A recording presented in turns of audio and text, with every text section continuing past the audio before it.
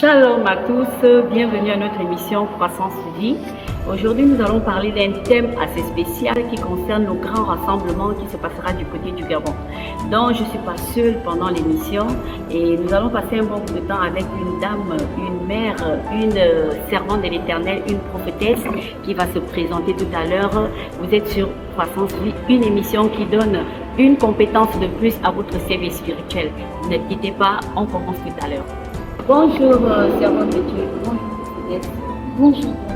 Ça va?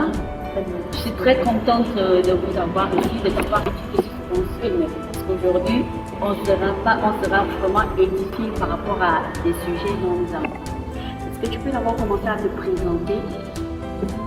Je suis leader des églises missionnaires L'Amour de Dieu et je suis également leader des Voix de la Nation qui organise le grand rassemblement des femmes chrétiennes du Gabon.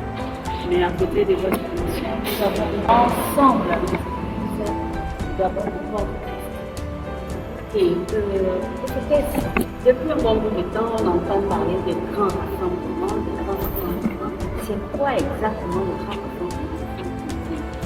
Le grand rassemblement des femmes chrétiennes, c'est un appel solennel du Seigneur Jésus aux femmes de foi qui font partie de toutes les obédiences chrétiennes du Gabon.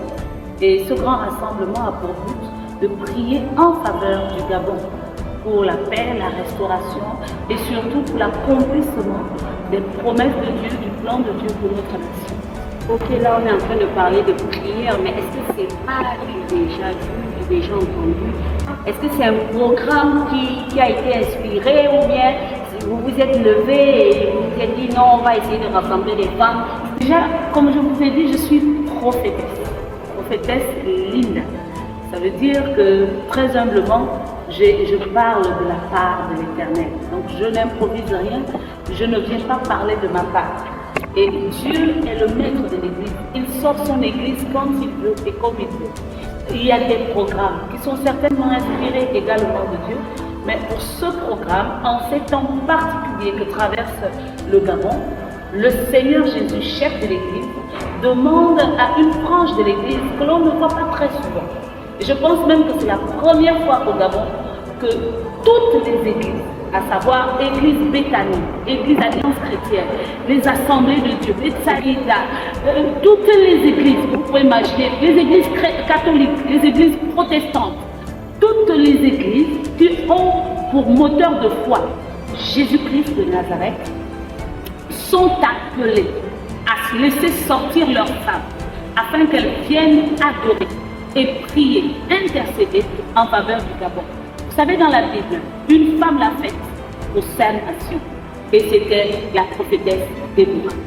Elle s'est levée comme une mère dans la nation pour prier en faveur de la nation et il est écrit que Dieu lui a accordé ce qu'elle avait demandé. Et son pays qui avait été embrigadé durant des années, qui était en temps de guerre, la guerre s'est arrêtée, la paix est revenue, la prospérité est revenue. Et vous savez quoi? Les femmes ont cette particularité, elles enfantent. Quand une femme se lève, vraiment, c'est Dieu lui-même qui se lève. C'est tellement merveilleux ce programme parce que j'ai regardé le flyer, on parlait effectivement de Déborah, cette femme qui s'est levée. Et moi, ce qui m'a beaucoup qui a attiré mon attention, c'est le courage de Déborah.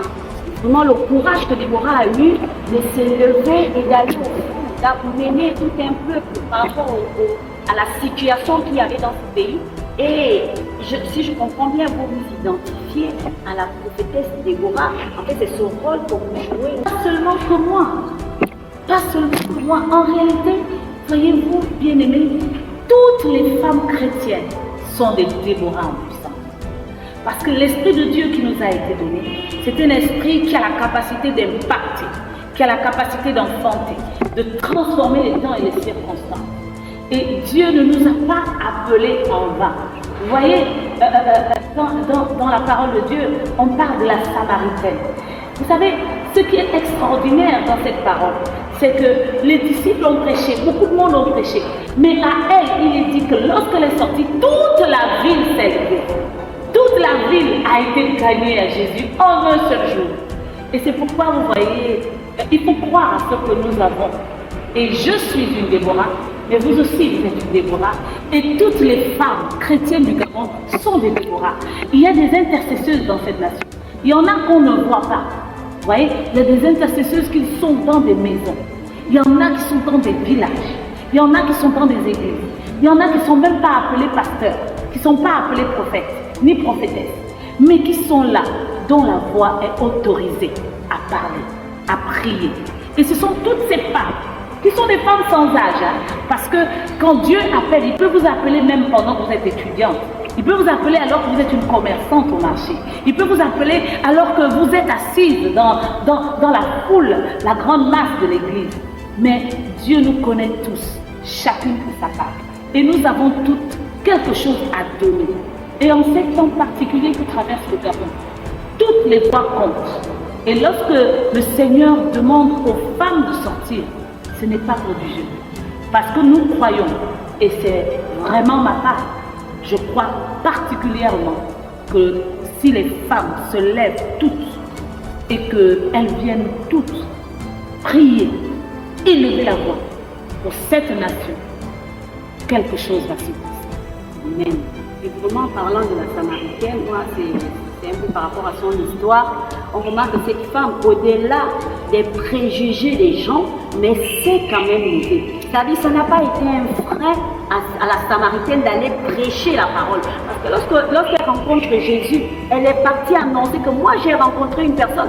Et les gens pouvaient lui dire non, une fois de plus tu viens nous parler des hommes, puisque Jésus avait détecté que cette femme était partie d'homme en homme. Elle avait connu déjà plus de 5 ans. Mais elle n'a pas réussi. C'est aussi qui fait vraiment qu'on voit la puissance, le courage qu'une femme peut avoir et la puissance qu'une femme peut avoir lorsqu'elle décide de s'élever. Et c'est pour cela que nous voulons encore, nous allons poursuivre le questionnaire de tout pour savoir vraiment avec tout ce que vous venez de dire, comment ça va se passer, quelles sont les activités, est-ce qu'il y a quelque chose qu'on a commencé à faire, est-ce qu'on a déjà commencé à travailler. C'est une très bonne question parce que effectivement, depuis plus d'un mois, à peu près un mois et demi, les femmes de tout le Gabon, de toutes les provinces, prient. Nous avons commencé d'abord par des temps de prière. Il ne s'agit pas de venir pendant du 5 au 7 élever la voix simplement. Mais il y a un travail de fond qui est fait. Et ce travail de fond, c'est d'abord être dans l'intimité avec Dieu, rechercher la face de Dieu, supplier Dieu, invoquer, parler en faveur du Gabon, partager et travailler dans le secret. Et ça, les femmes de tout le Gabon le font. Et de toutes les nationalités. Parce qu'il n'y a pas que la gabonaise, il y a les missionnaires également qui sont là. Et ils sont avec nous. Dernièrement, nous avons eu de magnifiques images qui revenaient du côté de Bitam, du côté de Port-Gentil, de Langounier, du Haut-Ogoué. Toutes les provinces sont touchées par ce mouvement. Et donc nous sommes dans ces temps d'abord du secret où nous partageons, nous recherchons la face et la grâce de notre Seigneur. Et nous avons, la suite, c'est que nous avons des temps de veillée de prière. Nous en avons déjà eu une première du côté des assemblées de Dieu du Gabon, au PK8, à Péniel, et c'était fantastique, femme de Dieu. Et dans 2 jours, le vendredi 29, nous avons notre dernière veillée de prière. Et je profite de l'occasion pour inviter toutes les femmes chrétiennes du Gabon, toutes les femmes chrétiennes du Grand Libreville, que vous soyez en Toum, à Ovendo, à Akanda, au Cap-Estérias, dans les 6 arrondissements, de venir à cette ultime veillée de prière du vendredi 29 novembre prochain du côté de Béthanie.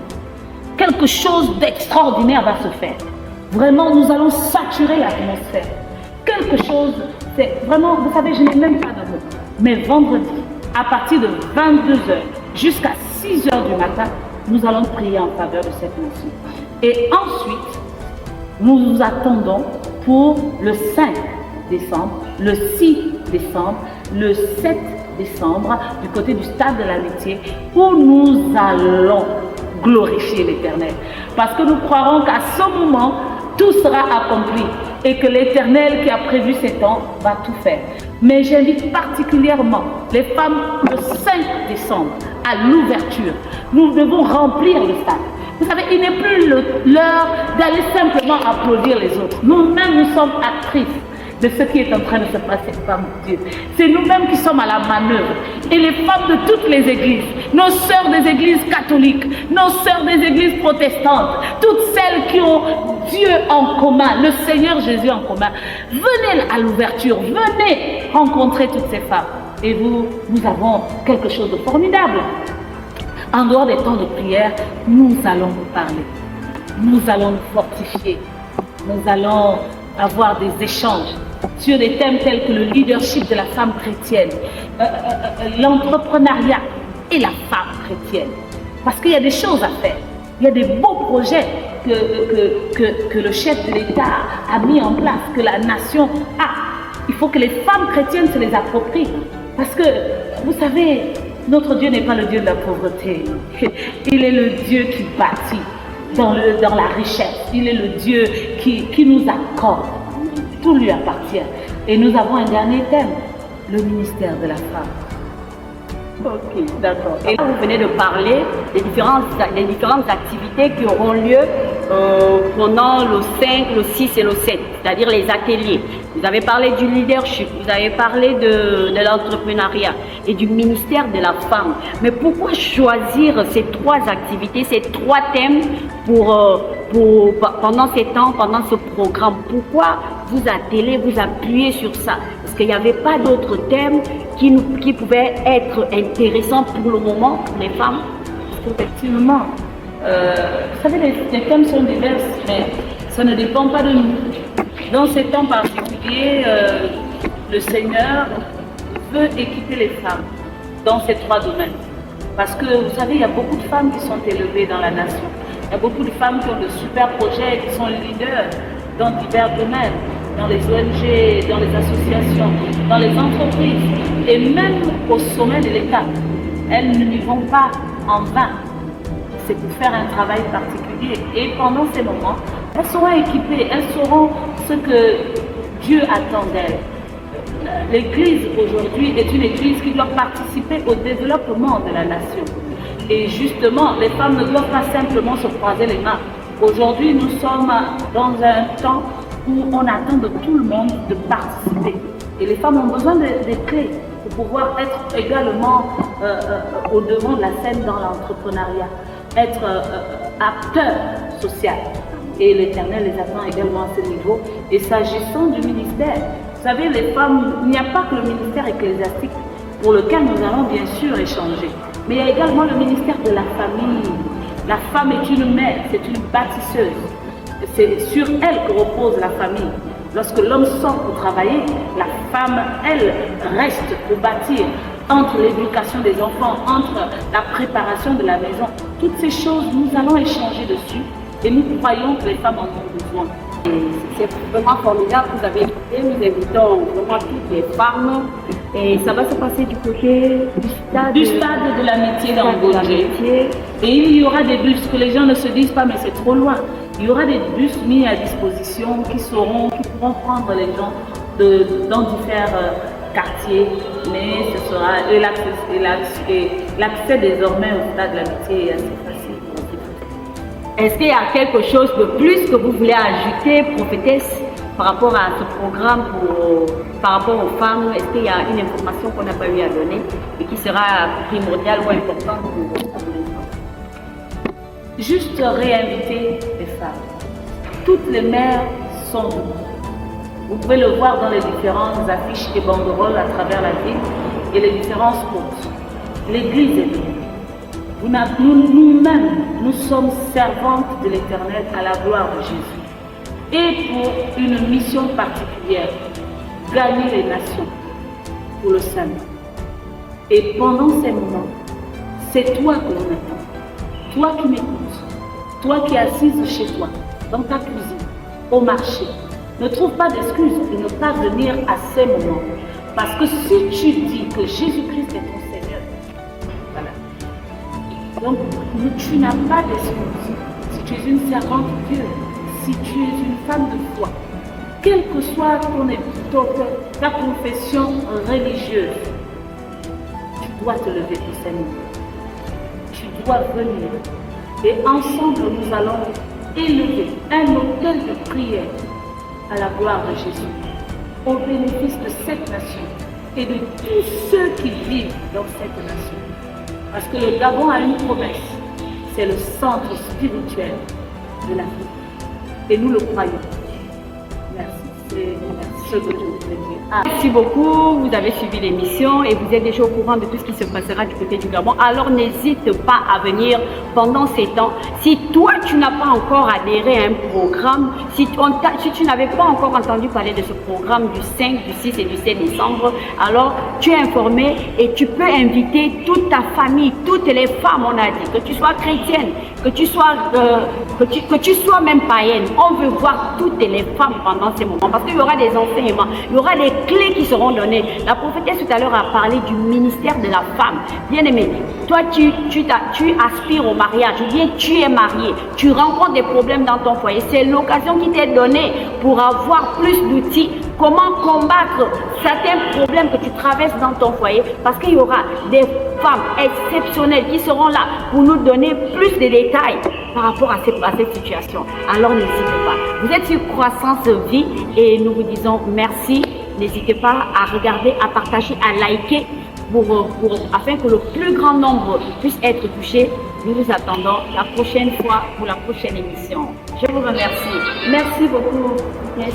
Je vous remercie d'avoir accepté d'être ici avec moi et de pouvoir partager ce temps. C'est moi qui ai fait le